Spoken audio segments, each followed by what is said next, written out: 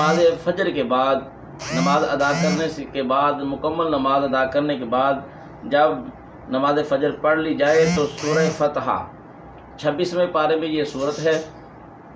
سورہ فتح جو ہے اس کو 3 مرتبہ آپ نے تلاوت کرنا ہے۔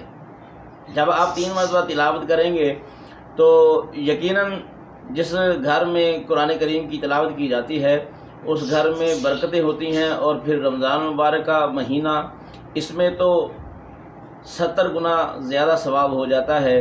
بلکہ آقا دو عالم صلی اللہ تعالیٰ علیہ وسلم نے ارشاد فرمایا کہ اگر اللہ کی رحمت جوش میں ہو تو 700 گنا بھی اس کو ثواب زیادہ مل سکتا ہے۔